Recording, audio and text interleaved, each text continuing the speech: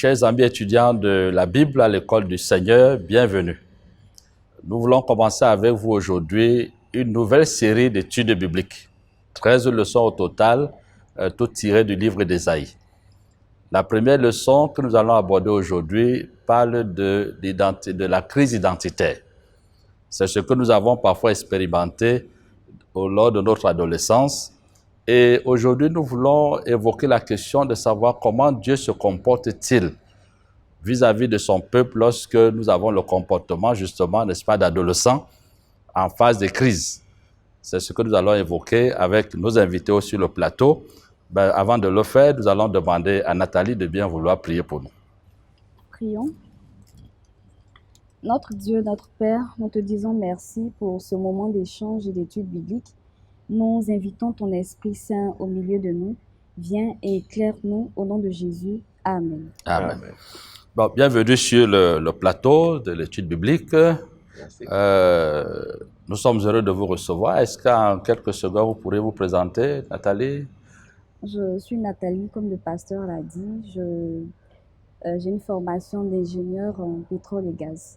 Ah, mais pétrogéologie, Pétrole et gaz. pétro de gaz. Bienvenue sur notre plateau. Merci. Oui. Voilà, bon, moi c'est Paul Kwasi, je suis pasteur, bon, musicien c'est vrai, et puis informaticien. Oui, on vous connaît surtout aussi comme informaticien. Eh bien, bon, le Seigneur nous a donné quelques talents à utiliser pour sa gloire. Ok. Je suis premièrement pasteur. Bienvenue sur ce plateau de l'étude de la parole de Dieu.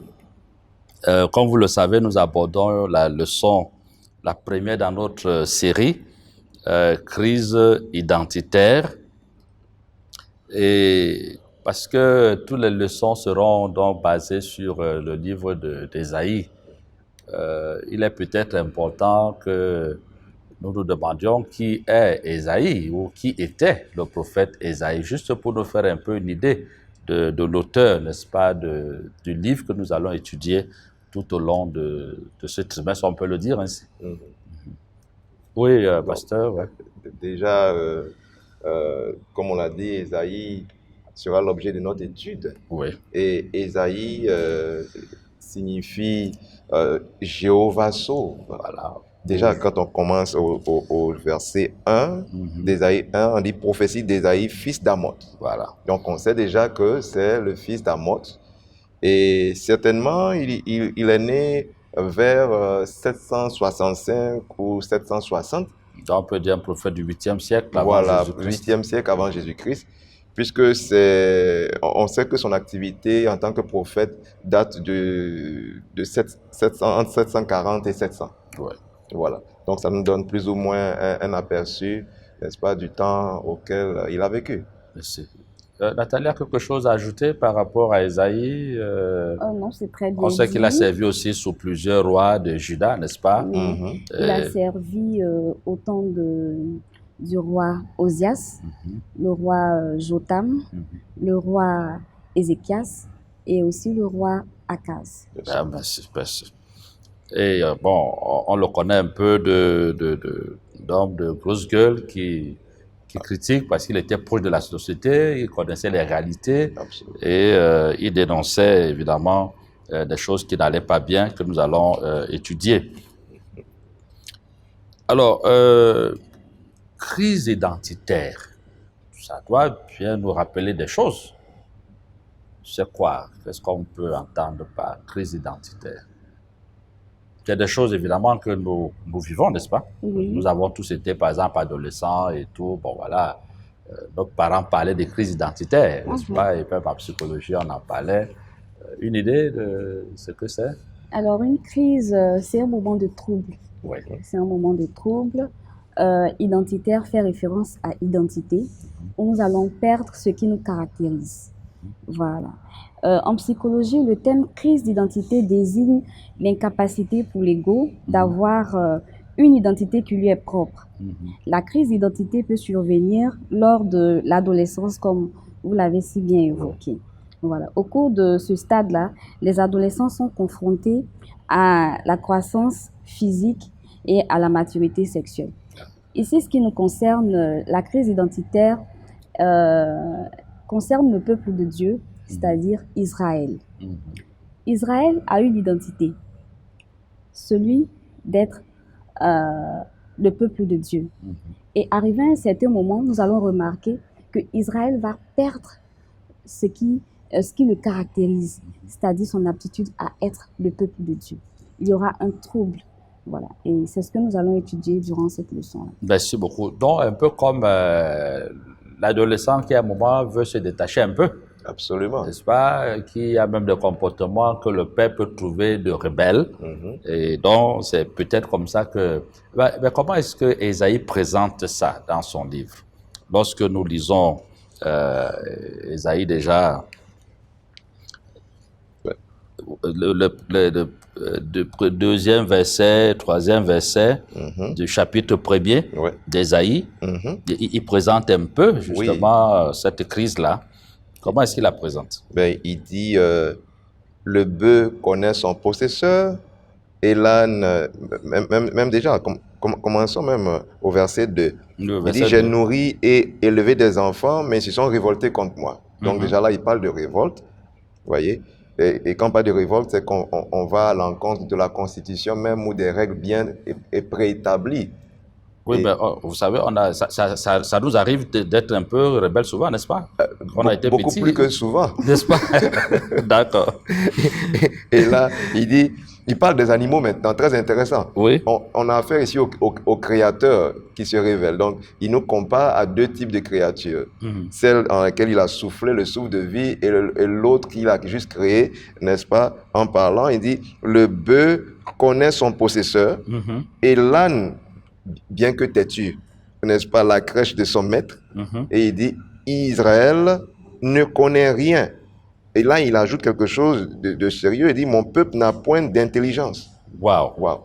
C'est très sérieux ici. Mon peuple n'a plus d'intelligence. Bon.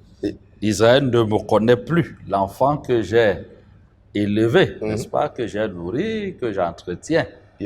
Contrairement au bœuf qui, lui, nous disons que les animaux ne sont pas intelligents, c'est ça? Justement. Ben, Isaïe semble dire que, de ce point de vue, ils sont peut-être plus intelligents que nous.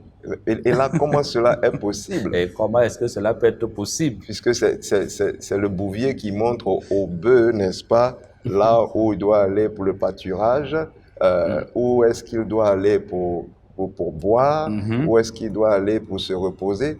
Et finalement, à un certain moment, même si le bouvier n'est plus devant, ou on pourrait dire berger également, ben, il reconnaît la voix. C'est ça. Mais nous, apparemment, dans ce contexte, l'homme ne reconnaît plus qui est son maître.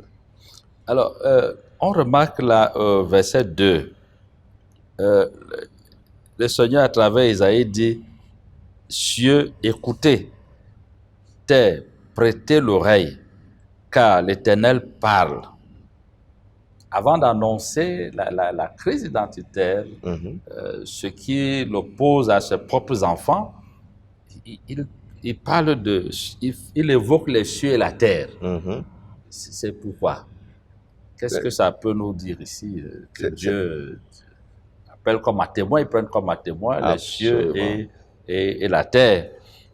En fait, ici, souvent, un ancien roi, par exemple, du Proche-Orient, ou comme par exemple un empereur hittite, lorsqu'il concluait des traités avec des souverains inférieurs, qu'est-ce qu'ils faisaient? Ils invoquaient des dieux comme témoins, tout simplement pour souligner quelque chose d'important, que toute violation de l'accord serait purement remarquée et punie.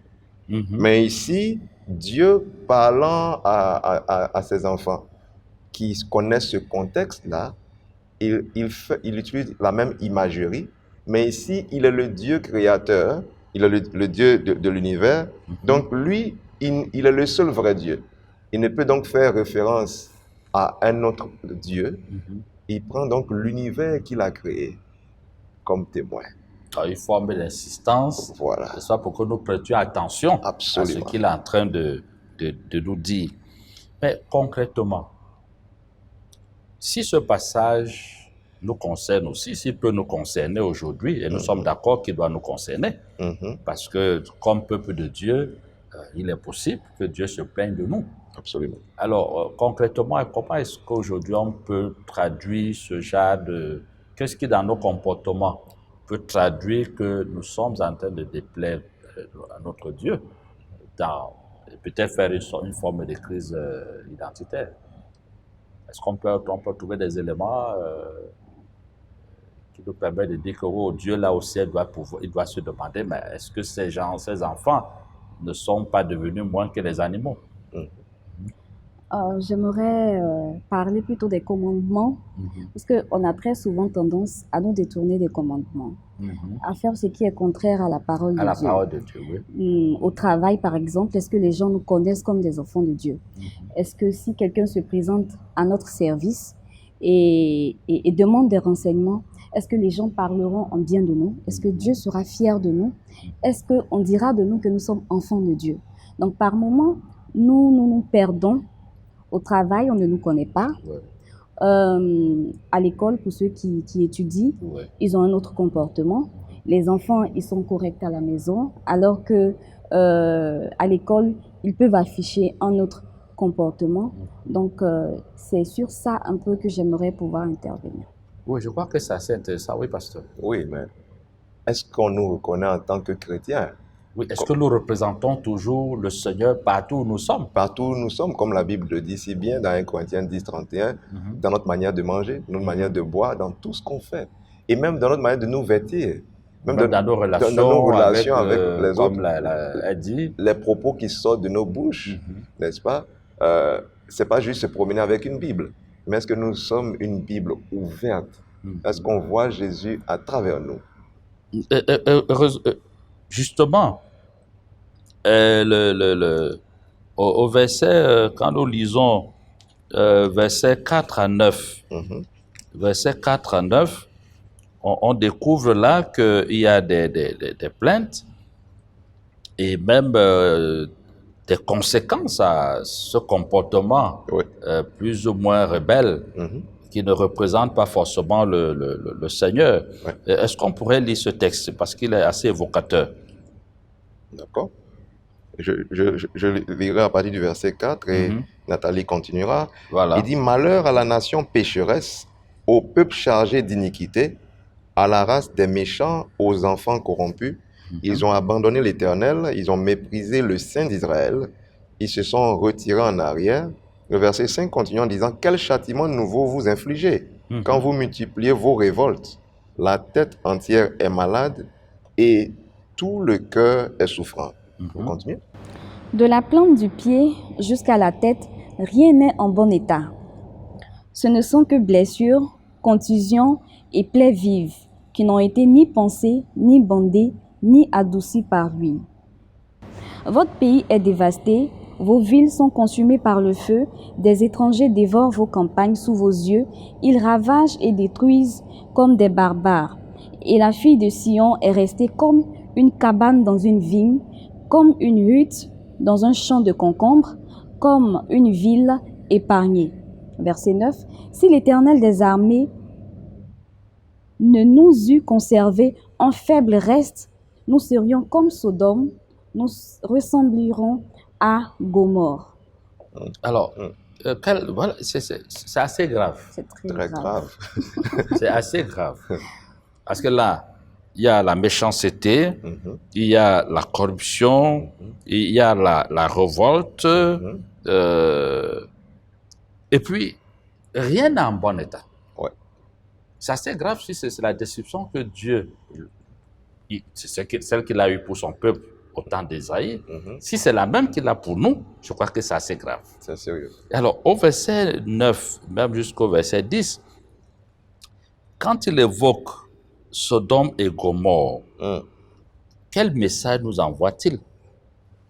Ben, on sait tous que Sodome et Gomorrhe ont été littéralement détruits. Mais il y a eu 3 personnes qui ont pu s'en sortir finalement.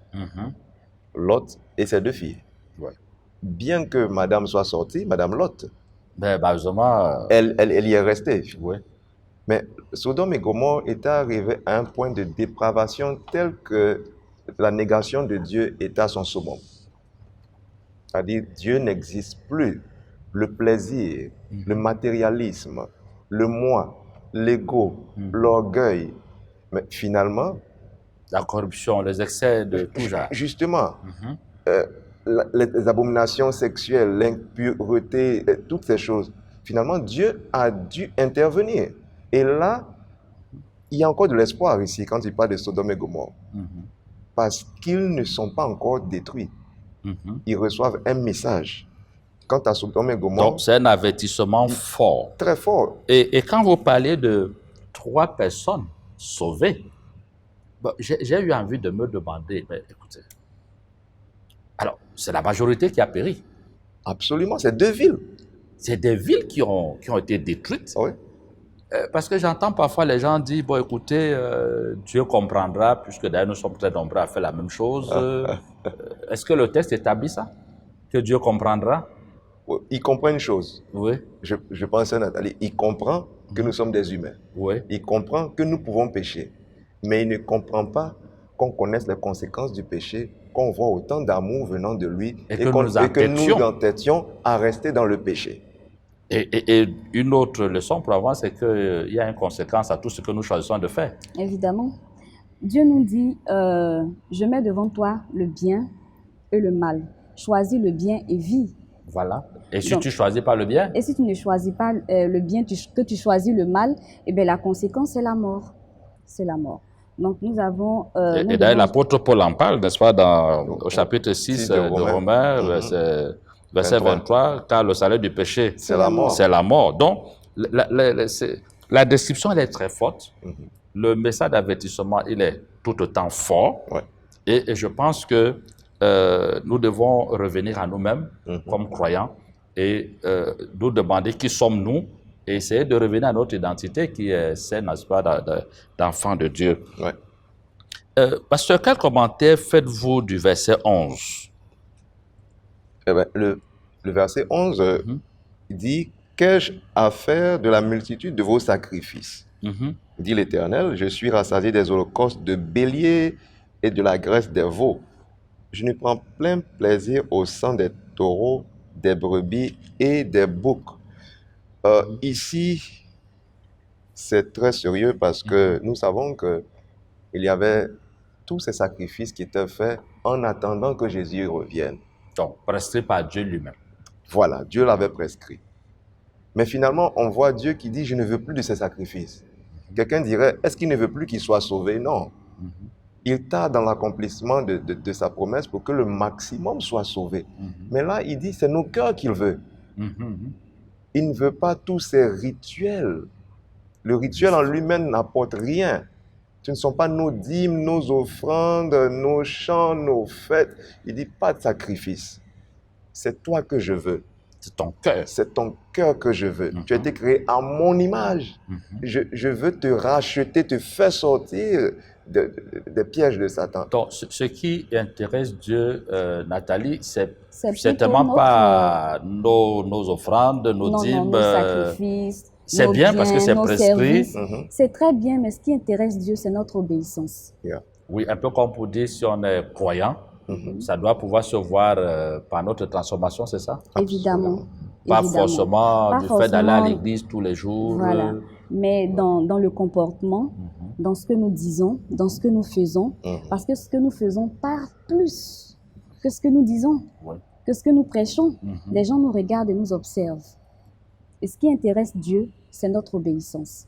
L'obéissance au commandement, ce qui intéresse Dieu, c'est que nous puissions lui démontrer notre amour, Et refléter son caractère. évidemment. Ouais. Ça, merci vraiment pour... Puis-je oui, ajouter quelque Mhm. chose? Oui.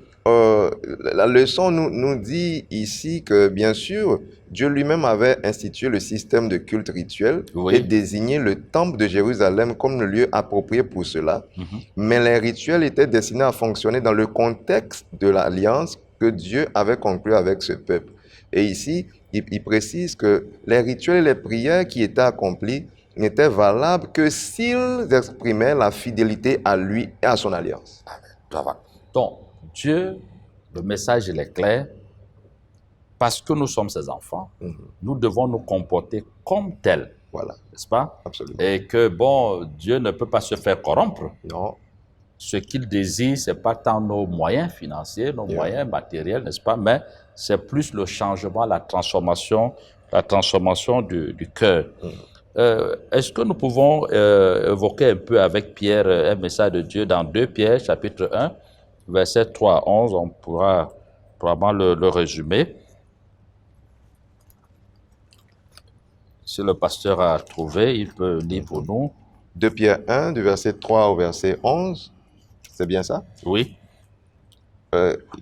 Comme sa divine puissance nous a donné tout ce qui contribue à la vie et à la piété, au moyen de la connaissance de celui qui nous a appelés par sa propre gloire et par sa vertu, lesquels nous assurent de sa part les plus grandes et les plus précieuses promesses, afin que par elles vous deveniez participants de la nature divine, en fuyant la corruption qui existe dans le monde par la convoitise. Voilà. À cause de cela même, faites tous vos efforts pour joindre à votre foi la vertu, à la vertu la science, à la science la tempérance, à la tempérance la patience, à la patience la piété, à la piété l'amour fraternel, à l'amour fraternel la charité.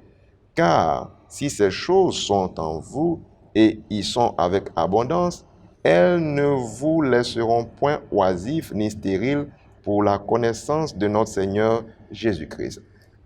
À quel verset nous arrêtons-nous?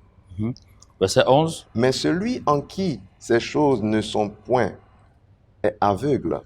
Il ne voit pas de loin et il a mis en oubli la purification de ses anciens péchés. C'est pourquoi, frères, appliquez-vous d'autant plus à affermir votre vocation et votre élection.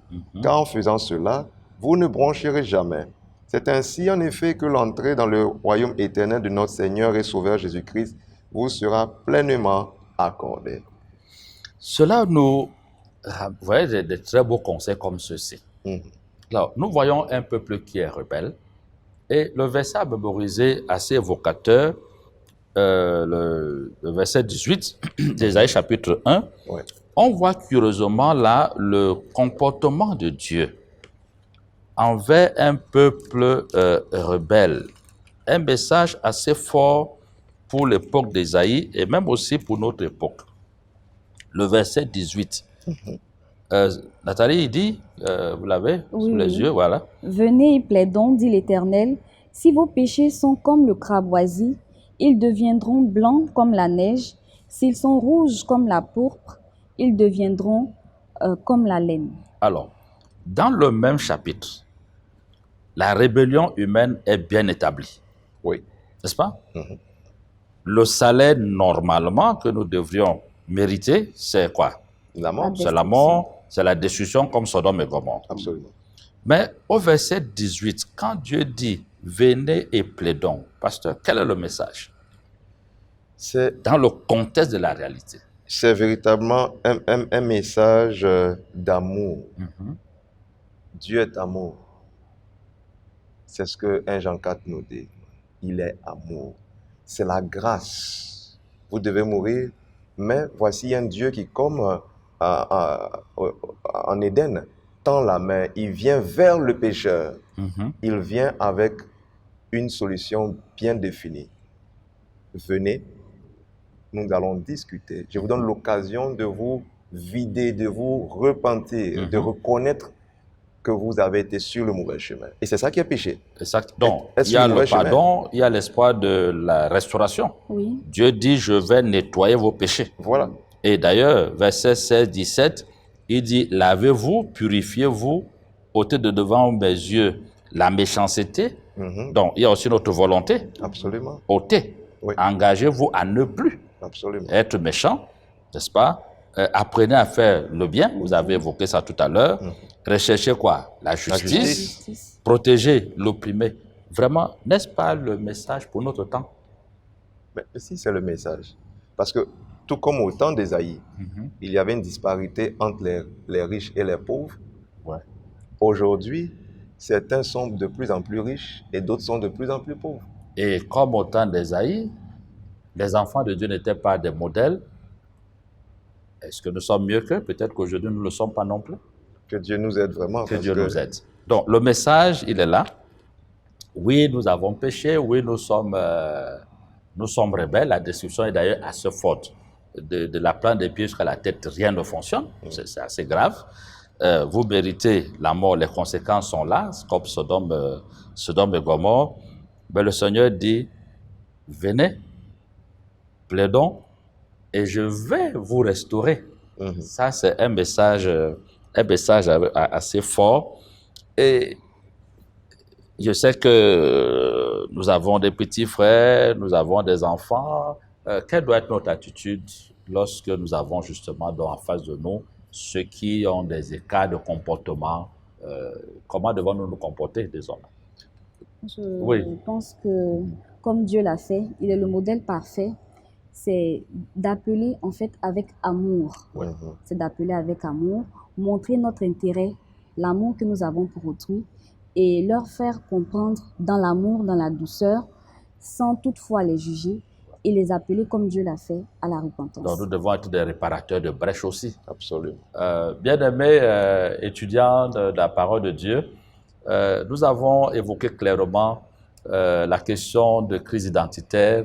Il est établi que bien que nous soyons enfants de Dieu, il nous arrive de pécher contre lui. D'ailleurs, nous sommes pécheurs. Nous méritons évidemment la conséquence la plus grave, à savoir la mort, la destruction. Mais le message que le Seigneur a pour nous aujourd'hui, c'est de nous dire qu'il y a espoir. Il y a l'espoir de la restauration, il y a espoir de redevenir enfant de Dieu. Ne nous arrêtons pas à nos faiblesses d'aujourd'hui, à nos péchés. Repartons vers le Seigneur. Il a promis de nous restaurer. Il a promis de nous pardonner nos péchés. Que le Seigneur nous bénisse. Une prière de mon pasteur. Notre Père, tu nous aimes, tu veux que nous soyons sauvés. Aide-nous à reconnaître les mauvais chemins que nous avons empruntés et mets-nous avec ton esprit sur le droit chemin pour notre salut. Au nom de Jésus-Christ. Amen. Amen.